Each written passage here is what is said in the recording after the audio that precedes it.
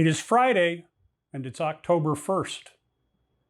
This is Love Notes, daily devotions from Holy Trinity Lutheran Church.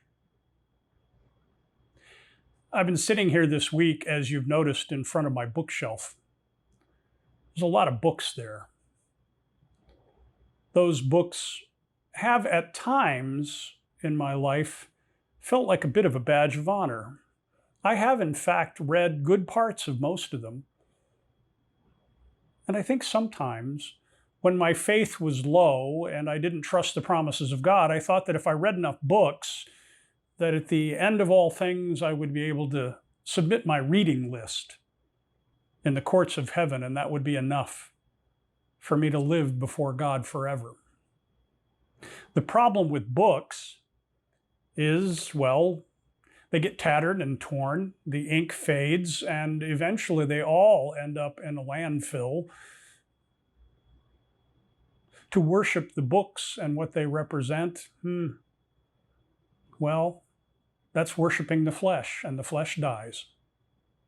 The same can be true of anything that we try to use to justify ourselves, whether it's the degrees that we hang on our wall, whether it's the nameplate on the door at work that says who we are, whether it's the money that we've accumulated, or the status and success that we have. Maybe it's the number of friends we have, or the success of our children. We can bet the farm, if you will, on a lot of things in this world. About having been right, about having been good, about being liked. There are all kinds of things to measure life. And you know what? They're all just like the books on this shelf. They will tatter and fade away and die. None of them can justify us before God. Not even keeping the law, Paul says.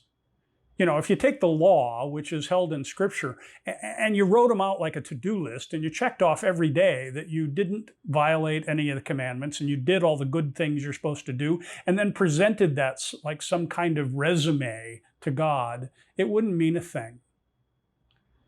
Because that would be a way of looking at our relationship with God as paper, something that dies and fades away. Now, Paul wants to tell us that in Jesus Christ, things have changed because as Jesus has come to be the law, to show us what it looks like for humans to live in God's presence, that we can trust Christ because he's risen from the dead and he shall not die. We can trust in Christ because, unlike the flesh and these books, it ain't going nowhere. Paul says to set the mind on the flesh, the things of this world, is death. But to set the mind on the Spirit of Christ, is a life of peace. Life and peace, or death. You see, when we're trying to accumulate all the books or the to-do items or the things on the wall or the money in the bank account or whatever it might be, we worry a lot about whether we have enough, whether we've done it right, whether we have done the accounting properly. And because of all that worry, we can't live in peace. But with Christ, who assures us, you are mine and you shall always be mine, we can live at peace because we have nothing to worry about. Paul says, if the Spirit of Christ, the Spirit of God the Father, who raised Jesus from the dead, dwells in you, he who raised Christ from the dead will give life to your mortal bodies, as through his Spirit that dwells in you.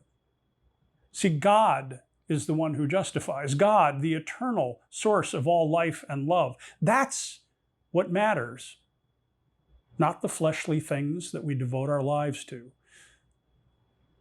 We can, however, because Jesus has showed us the way, devote our lives to something eternal, something that lasts forever, and that is the God who made us. And then we can rest in grace and mercy and peace and love. Then we are free to love our neighbor, to love the creation, because we don't have to worry about proving ourselves anymore. Think about this. If you're finding yourself often trying to prove yourself to everyone around you, and the God who is in your future, then maybe you're depending upon the flesh, the things of the world. Give Jesus a try and see if he can lift that burden from you, because his burden is easy and his yoke is light. Let us pray. Lord, when we trust ourselves, we trust our possessions, we trust the world to justify us and make us feel good, it all comes to naught because it dies. It wastes away. It ends when we end. But you've sent your Son to be alive in us, so that we know that we have a deep connection with the eternal life that is in you. Grant us the peace that comes from knowing this. We ask this in Jesus' name. Amen.